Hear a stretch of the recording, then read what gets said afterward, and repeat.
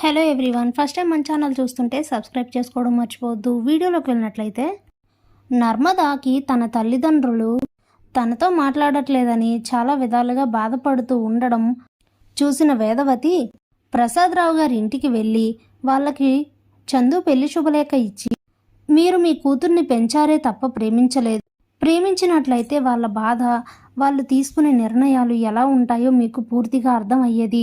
మా ఇంటికి తను వచ్చిన 4 నెలల్లోనే నాకు అర్థమైంది ఏంటంటే, అలాంటి అమ్మాయిని ఎంత వెతికినా కూడా మా సాగర్కి మేమైతే కోడలుగా తీసుకురాలేము. తను ఏదైనా నిర్ణయం తీసుకుందంటే చాలా బాగా ఆలోచించి తీసుకుంటుంది. 4 నెలల్లో నాకే ఆ విషయం అర్థమైంది. మరి మీరెంత అర్థం చేసుకుని ఉండాలి తనని? ఒకసారి ఆలోచించండి. నా కోడలు సంతోషం కోసం నేను మిమ్మల్ని అడుగుతున్నాను. మీరు వచ్చి తనతో మాట్లాడితే తను చాలా సంతోషిస్తుంది అని చెప్పి అక్కడి నుంచి వచ్చేయడంతో, సుజాత అయితే రామరాజు ఇంటికి వచ్చి నర్మదతో మాట్లాడటంతో చాలా సంతోషిస్తుంది నర్మద. ఇక అదంతా చూస్తూ వేదవతి కూడా చాలా హ్యాపీగా ఫీల్ అవుతుంది. ఇక సుజాత నర్మదకి తన పెళ్లి కోసం చేయించిన నగలు, పట్టుచీర ఇచ్చేసి అక్కడి నుంచి అయితే వెళ్ళిపోతుంది. ఇక్కడ జరిగిన డిస్కషన్ అంతా కూడా గోడ దగ్గర నుండి రేవతి అయితే చూస్తుంది. ఇక చాలా బాధపడుతూ, మరి నా కూతురికి అలాంటి బాధ ఉండకూడదు కదా అని ఆలోచించుకొని అక్కడి నుంచి వెళ్ళిపోతుంది. అందరూ వెళ్ళిపోయాక ప్రేమ అక్కడ కూర్చొని బాధపడుతూ ఉంటుంది.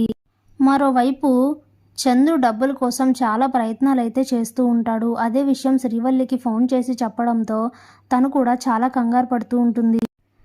అప్పుడే శ్రీవల్లి ఏడుస్తూ, ఏదో ఒకటి చెయ్యండి బావా, మీరు అలా ఆ మాట అంటే ఏం చేయాలో నాకు అసలు అర్థమే అవడం లేదు అంటూ బాధపడుతూ ఉంటుంది.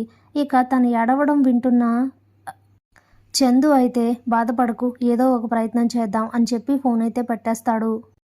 ఇక మొత్తానికి 2 రోజుల తర్వాత పెళ్ళికి 2 రోజులు ఉంది అనగా చందు అయితే 10 లక్షలు తీసుకొని వచ్చి శ్రీవల్లి వాళ్ళకి ఇస్తాడు. దాంతో భాగ్యం ఆనందానికి అసలు అవధలే ఉండవు. ఇక వెంటనే అనుకున్నట్లుగానే పెళ్లి అయితే జరిపిస్తుంది భాగ్యమ్మ. పెళ్లి రోజున అన్ని ఏర్పాట్లు చేసేసి మండపం బుక్ చేసి గ్రాండ్గా అయితే పెళ్లి జరుగుతూ ఉంటుంది. పెద్ద కొడుకు పెళ్లి తన చేతుల మీదుగా జరుగుతున్నందుకు ఆనందంలో మునిగి తేలుతూ ఉంటారు రామరాజు. ఇంతలో పెళ్లి ముహూర్తానికి ఒక హాఫ్ అన్ అవర్ టైం ఉంది అనగా చందుకి డబ్బులు ఇచ్చిన తన ఫ్రెండ్ అయితే వచ్చి, నాకు అర్జెంటుగా డబ్బులు అవసరం ఉంది, నీకు ఇచ్చిన 10 లక్షలు ఉన్న పలంగా ఇవ్వు అని అడుగుతాడు. దాంతో చందుతో పాటు తన కుటుంబం అంతా కూడా షాక్లో ఉండిపోతారు. అప్పుడే రామరాజు, అదేంట్రా నువ్వు తనకి నా కొడుక్కి 10 లక్షలు ఇవ్వడం ఏంటి, అవి నువ్వు తిరిగి అడగడం ఏంటి, అసలు ఏమైందిరా పెద్దోడా, వాడేం చెప్తున్నాడు, శ్రీను నీకు 10 లక్షలు ఇవ్వడం ఏంటి, ఎందుకు, నువ్వెందుకు వాడి దగ్గర డబ్బులు తీసుకున్నావు అని అడిగితే ఏం చెప్పాలో అర్థం కాక కంగారు పడుతూ ఉంటాడు చందు. ఇంతలోనే భాగ్యమ్మ వాళ్ళకు కూడా ఏం మాట్లాడాలో అర్థం కాదు. ఒకవేళ ఇప్పుడు ఈ విషయం బయటపడితే ఏంటి పరిస్థితి అనుకొని కంగారు పడుతూ ఉంటాడు. అప్పుడే చందు, నానా అది కాదు అని చెప్పబోతూ ఉంటే ఇక రామరాజు అయితే, చూడు, నువ్వు ఏ విషయం నా దగ్గర దాచావు, నిజం ఏంటో జరిగిందేంటో చెప్పు అని అడిగితే ఇక చేసేది లేక ఆ రోజు శ్రీవల్లి చందుకి చెప్పిన విషయం అయితే చెప్తాడు. దాంతో ఊహించని షాక్ తగులుతుంది రామరాజు కుటుంబానికి.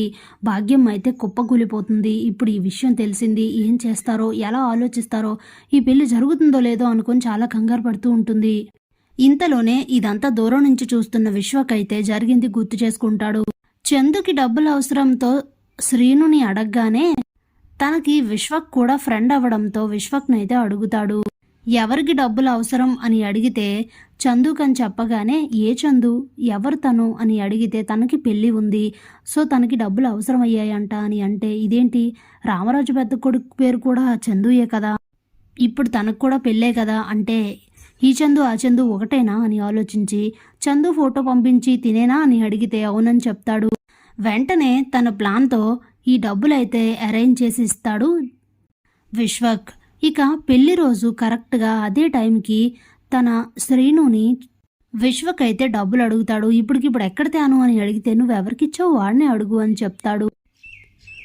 ఇక ఇప్పుడు ఖచ్చితంగా ఇప్పుడు పెళ్ళి అయితే ఆగిపోవడం ఖాయం అని అనుకొని మురిసిపోతూ ఉంటాడు విశ్వక్. ఇంతలోనే అప్పుడే రామరాజు అయితే, ఏంటి చెల్లమ్మ ఇదంతా జరిగింది ఇది అని నాకు చెప్తే నేను ఏం ఆలోచిస్తాను, ఈ పెళ్ళిని ఆపేస్తానేమోనని మీరు కంగారు పడ్డారా, జరిగిందేంటో నాకు చెప్తే నేనే ఆ డబ్బులు మీకు ఇచ్చి ఉండేవాడిని కదా అని అంటూ, చూడు బాబు, ఒక పావుగంట ఆగు, నా కొడుకు పెళ్ళి అయిపోయిన తర్వాత నీకు ఇవ్వాల్సిన దానికన్నా ఎక్స్ట్రానే ఇస్తాను అని చెప్పి ఇక ఊహించని షాక్ అయితే ఇస్తాడు విశ్వక్కి రామరాజు. ఈ విషయంతో అయినా భాగ్యమ్మ పెళ్ళి ఆపేస్తుంది అనుకుంటే పెళ్ళి అయితే ఆగలేదే అని అనుకుని డిసప్పాయింట్ అవుతాడు విశ్వక్. ఇక పెళ్ళి జరిగిన తర్వాత శ్రీనుకి ఇవ్వాల్సిన 10 లక్షలతో పాటు 50,000 ఎక్స్ట్రా వేసి తనకు అమౌంట్ అయితే ఇచ్చేస్తాడు రామరాజు. ఇక భాగ్యమ్మ ఆనందానికి అసలు అవధలే ఉండవు. ఎన్ని అవరోధాలు ఎదురైనా నా కూతురు పెళ్ళి అయితే మాత్రం జరిగింది, ఆ తర్వాత ఏం జరిగినా పర్వాలేదు అనుకుని మురిసిపోతూ ఉంటుంది. Thanks for watching.